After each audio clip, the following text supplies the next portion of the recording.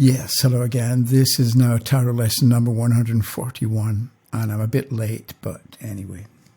So I was going to look at Scott's comment for the Celtic Cross, but I'll leave that for a bit just to get away from the Celtic Cross. And today, it's about how you begin a reading, because somebody may say to you, am I going to get married? And you pick a card and you get the King of Batons, and you say yes, and you'll be in charge and in control, and you'll marry this particular kind of individual. Somebody who is energetic and enterprising and full of fun and good to have around and so on. And they might then say, how do you know, or how do you get that information? So, or let's say, am I going to get married? And you get the moon reversed and you talk about, well, no, because you don't quite know yet, or if you were to marry somebody now, because we've got a crayfish emerging from water onto land, it's a bit like you're changing, or you're in the midst of journeying from one kind of preference for a partner into another kind of preference. And so if you were to marry somebody today or somebody you know right now, it wouldn't work. So you can give answers, but people may say, how do you know, or how do you get that information? And so what I'm going to suggest is that what you do, I did this once before, but there can be new people watching. So what you do is you explain first to the questioner what the tarot is and how it works and what it's about, which means that once you've taken maybe 5 minutes to explain what's going on with a tarot reading, they can have more confidence or more understanding about what's happening, and so they get more out of the reading. At the same time, if you go through this exercise multiple times, you're going to learn something yourself each time you go through it, and you're going to make connections that you hadn't made before, and you're also going to realize you know an awful lot more than you think you do, or you know a lot more than you give yourself credit for. And I'll show you how. So what you say first is, okay, in the tarot there are 4 suits. We have swords, which represent hardship, conflict, strife, difficulties. We have batons, which represent energy and enterprise, among other things. You've got cups, which represent love, home, family, loved ones. And we've got pentacles, which represents money, but it also represents values. Now, you can see whatever you want about swords, batons, cups, and coins. But if you give the questioner an idea about the 4 suits, excuse me, so you could point out here we've got the 4 of batons, a card of celebration and things going well. So if you, the questioner, want to know, am I going to get promotion? Yes, you are. Whereas if the card is upside down, it's a good card, so you're going to get it eventually, but not immediately, because the card is upside down, and an upside down card can show a delay. Right, so you talk about the four suits and give a bit of explanation about what they're about, and maybe you talk about each individual card. So here you've got somebody, the 6 of Swords, movement away from a certain situation. Here we've got movement away from a situation as well. And you may not have noticed before that the 8 of Cups and the 6 of Swords have got something in common, that they show movement. And I don't have a piece of paper, but if you think of a horoscope, you've got this is sunrise here and that's sunset. So with the 6 of Swords, you're moving from sunrise to sunset. With the 8 of Cups, you're moving from sunrise to sunset. So you're going from a beginning to an end point, or a change at the end of the day.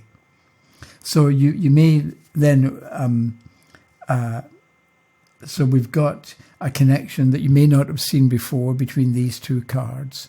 Or you may realize, okay, these are both about movement from a situation. And we can't see the person and their expression here or here. We can hear, and we can see the people here.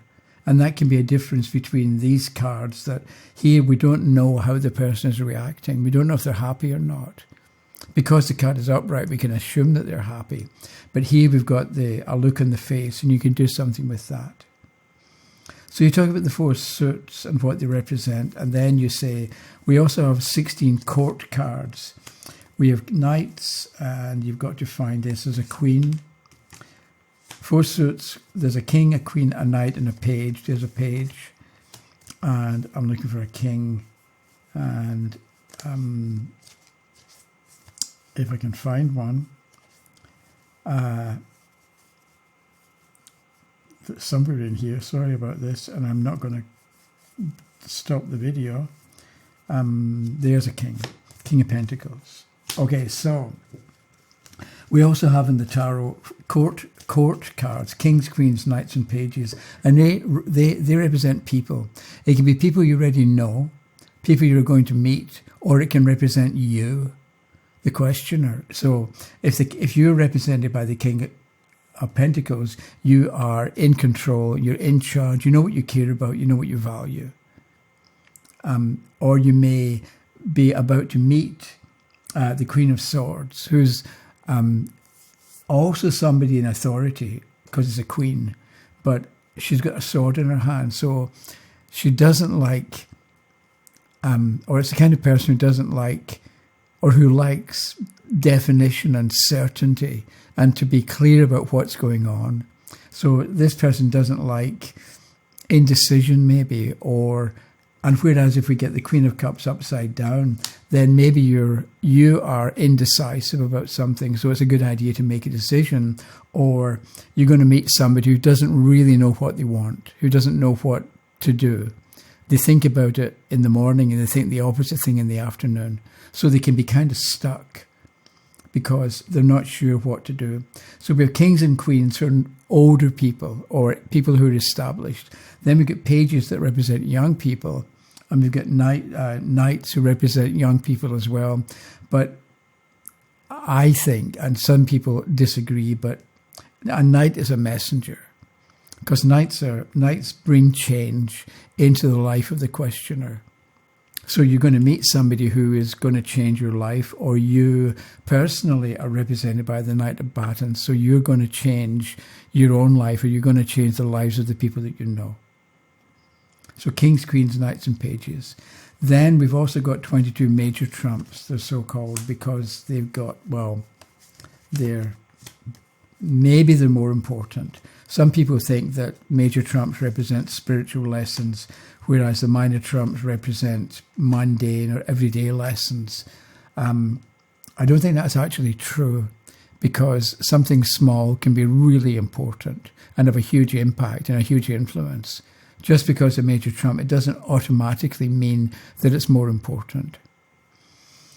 So if you've watched me before, you know that I get people to, before asking questions, I get them to pick a number between 1 and 9 and tell me which one, and a number between 0 and 22 and tell me which one. And that tells me 2 major trumps that are important. I actually use the numbers 1 through to 9 because that tells me a planet that's important. And I do something with that, but you need some kind of idea about the nature of the sun, the moon, Jupiter, and so on, of the planets that go with the 9 numbers. But you don't need to know that, because we've got major trumps with numbers 1 to 9 and also 0 to 22. 22 is the full, 0 and 22. So if they pick 0, they're at the beginning of something and they don't quite know what they're doing, because the fool is inexperienced. If they pick 22, by contrast, it's like it's time for a new beginning, because it's a fool. But it's based on experience. So you know better what you're doing if you pick the number 22. Yes, it's a new beginning and maybe new lessons to be learned, but you've got something to back it up with, or something to draw on, because it's 22 and not 0. Whereas if it's 0, if they pick 0, then it's a whole new lease of life, or it's a whole new situation that they're in, and they haven't got much background or much experience in that area so far. So let's say the person chooses 7 and 14, right? The number between 1 and 9 is 7, between 0 and 22 is 14. So I would, if I were going like this, I would find the two numbers that the person chose, because I talk about major trumps and what they represent, but then I've also got the two that the person chose, and it gives me a chance to talk about the number 7 and what it represents, and the number 14, what it represents, to give the person an idea of the background for their question, or to give them an idea about what they're involved in at the moment, because they picked 7 and 14. So I would talk with the Chariot card about it's the charioteer, it's the chariot rather, but it's also the charioteer, the driver.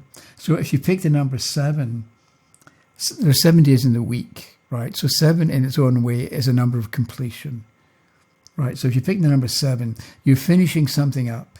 You're finishing up a short period, and it's now time to begin again, or to set new goals, or to have new desires, or to figure out new things that you want to do in the next cycle or in the next period. So in a way, it's not so much the chariot, it's not so much the vehicle that's important, it's the driver.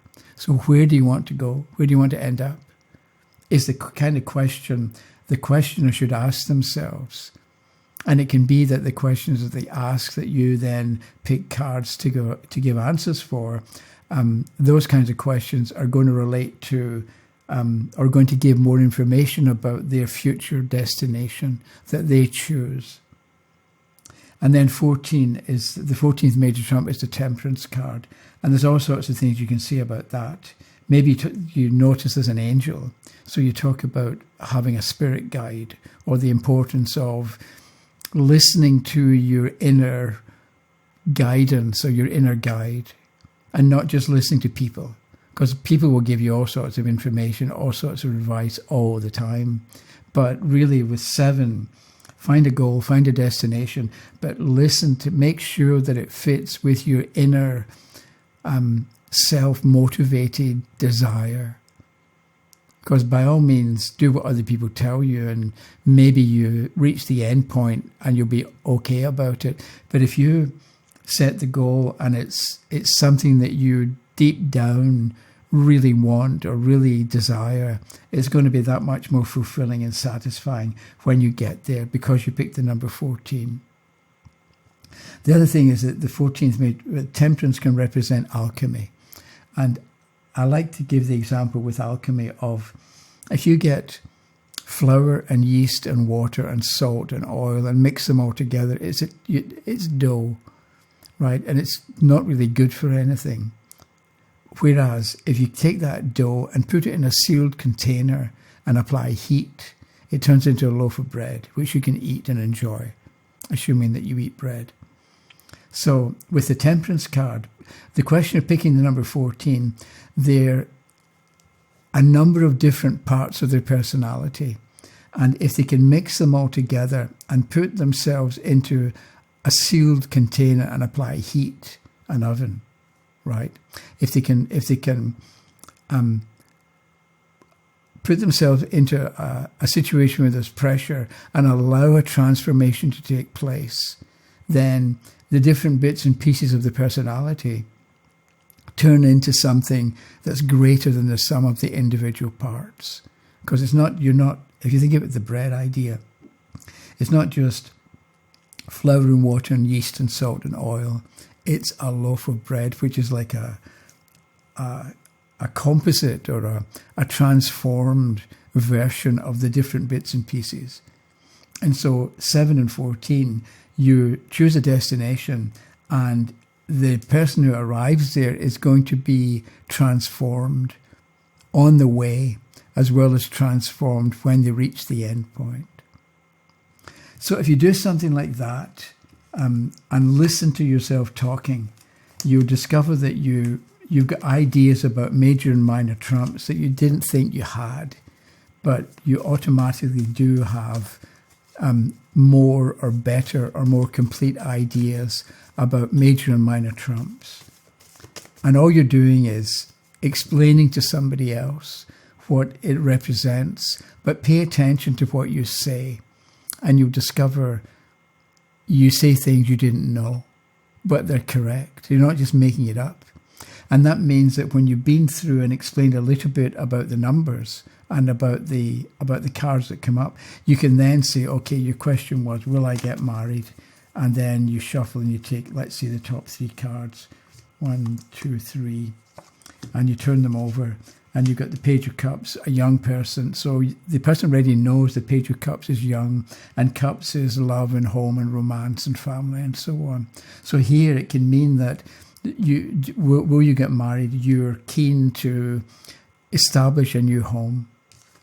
The 3 of Swords reverse can be you've had disappointment. We've got a heart, right, with swords through it, and it's raining. So you've been disappointed in love before, and maybe you were divorced, or maybe you were engaged and the engagement was broken off. And that can be, so we've got, on the one hand, you're youthful and idealistic with the Page of Cups, but at the same time, you know the score.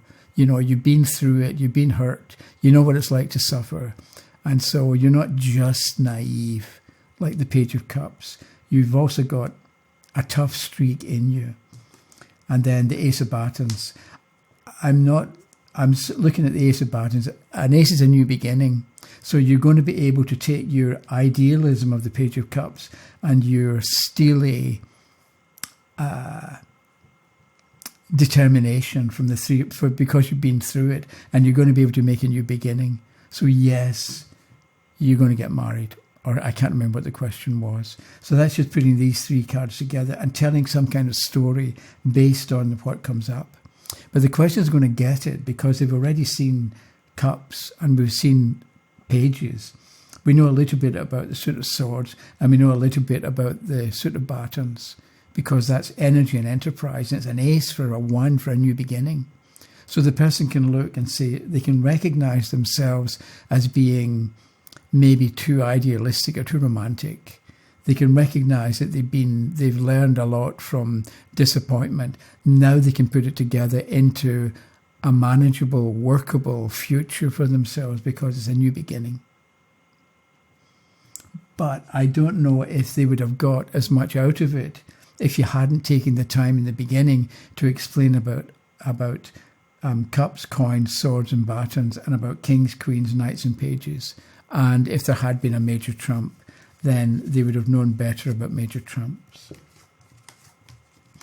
That was it for the moment. So I'll be back in a few days, and ideally we'll look at Scott's comments for the Celtic Cross.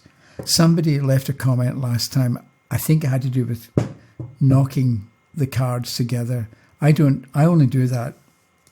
I don't normally make a point of deliberately banging the cards together. It just so happens that if the cards are kind of not neatly together, I'll maybe do that, and just to make it easier to fold them up and put them away.